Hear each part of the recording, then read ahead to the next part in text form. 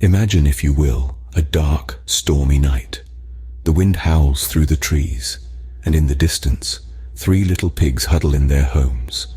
But these aren't your run-of-the-mill pigs. No, these little piggies are a unique bunch.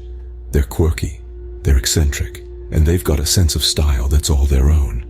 Our first little pig is a fitness fanatic, with muscles that would make a bodybuilder green with envy.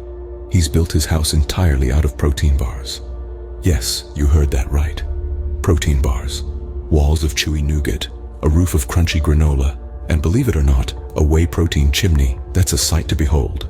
It's a fitness enthusiast's dream home, and let's just say, it smells like a gym locker room after a heavy workout session. Then there's our second pig, an environmentalist with a heart as green as the grass. His home is a monument to sustainability, built entirely from recycled materials. Bottle cap shingles, newspaper insulation, and a front door made from reclaimed barnwood. It's a sight that would bring a tear to the eye of any eco-warrior, if it weren't for the fact that it looks like a Pinterest project gone horribly wrong. And last but not least, our third pig, a tech geek with a love for all things smart. His house is a technological wonder with voice-activated lights, temperature control, and even a fridge that tells him when he's out of bacon. It's a smart home that would make even the most tech-savvy among us feel like we're living in the Stone Age. And in the woods, lurking in the shadows, a wolf with a peculiar diet and a knack for home demolition. But don't worry, our story has just begun, and these 3 little pigs are about to show that they're not as helpless as they seem. Our wolf, known as Mr. Fang, was not your average carnivore. He had a taste for, well, houses. Mr. Fang, unlike his woodland brethren, didn't crave the usual meats. No, he had developed a peculiar palate for architecture, and so his dinner plan was born. Our first pig, a fitness fanatic, had constructed a house of protein bars. Mr. Fang, ever the opportunist, saw a 2-course meal, a house for an appetizer, a pig for the main course. He took a hearty bite, expecting a delicious crunch. Instead, he got a mouthful of chalky, tasteless mess. He tried again and again, until his jaws ached. His ambitions of a protein-packed feast quickly turned into a comedy of errors. His teeth, once feared, were now lodged in a stubborn protein bar. The irony was not lost on him. Next on the menu was the eco-conscious second pig's home. A marvel of sustainability, this house was built entirely from recycled materials. Mr. Fang, undeterred by his previous misadventure, was ready for round 2. He took a deep breath and chomped down. The taste of old soda cans and used cardboard was not what he had in mind for dinner. His taste buds rebelled against the metallic tang and the gritty texture. He coughed, he spluttered, he even tried to rinse his mouth with a nearby puddle, but nothing could wash away the taste of his failed dinner attempts. The more he tried, the more ridiculous his situation became. From a fearsome predator to a flustered, confused wolf with a toothache and a bad taste in his mouth. It was a sight to behold, and it was hard not to chuckle at his predicament. With 2 failed attempts under his belt, Mr. Fang turned his hungry eyes on the last pig's high-tech home. The third pig, sitting comfortably in his smart house, was not worried at all. He sipped his tea, reclined in his chair, and waited. The wolf, Mr. Fang, huffed and puffed, readying his lung power for the grandest blow of all. But this was no ordinary house. The pig had built it with the latest technology, and it was ready for any wolfish trickery. As the wolf took his first breath, the house sensed the incoming wind force. Security Protocol 1, activating wind shields. The house's robotic voice echoed. A clear, virtually indestructible shield sprang up around the house just as Mr. Fang released his breath. The blow ricocheted off the shield and blew the wolf's hat right off his head. Furious and hatless, Mr. Fang tried a different approach. He attempted to dig his way into the house. Security Protocol 2, ground defense activated. The house calmly intoned. The ground around the house became a trampoline, bouncing the wolf back into the air and onto his back. Mr. Fang, now hatless and slightly bruised, decided to use brute force. He charged towards the house, teeth bared. Security Protocol 3, non-lethal defense activated. The house declared. A jet of water shot out from the house, drenching the wolf and sending him sliding across the yard into a rose bush. The wolf, soaking wet and now smelling of roses, was at his wits' end.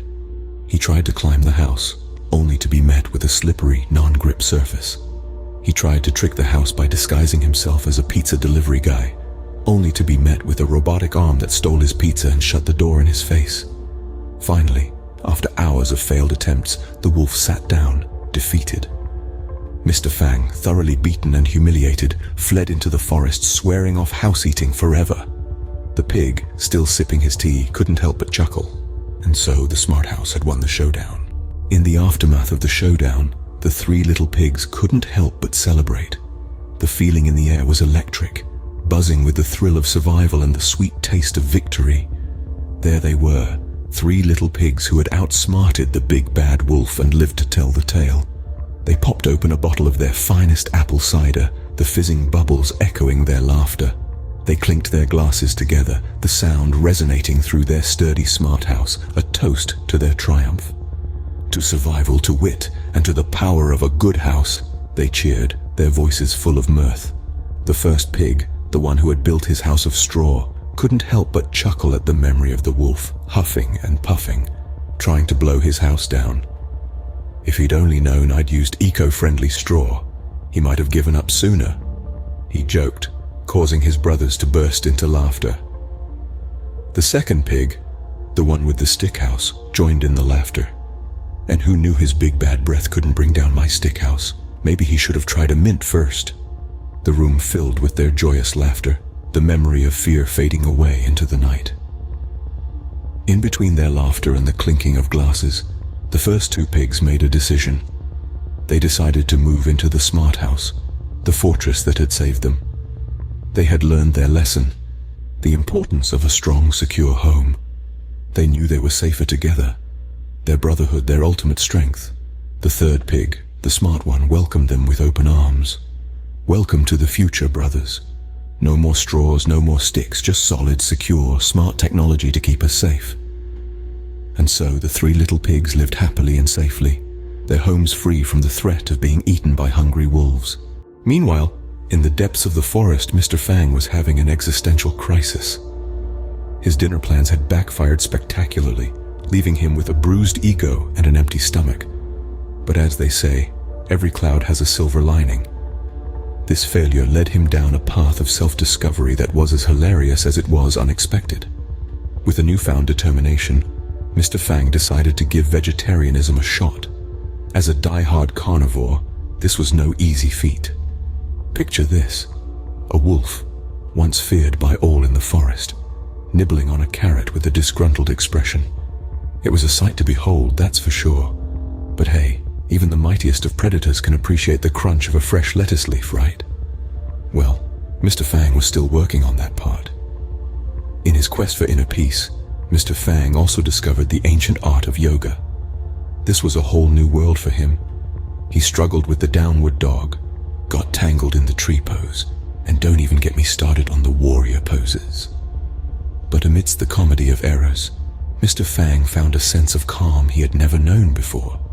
Who knew that stretching and breathing could be so transformative? But perhaps the most amusing part of Mr. Fang's journey was his decision to start a support group for wolves with unusual eating habits. It was an eclectic mix of characters, to say the least.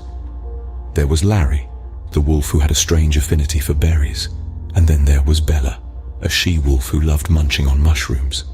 Together, they shared stories, exchanged recipes, and learned to embrace their unique dietary preferences. In the end, everyone got their happy ending. The pigs were safe, and the wolf found a healthier, less destructive diet. Remember though, not every story ends this well, especially when wolves and pigs are involved.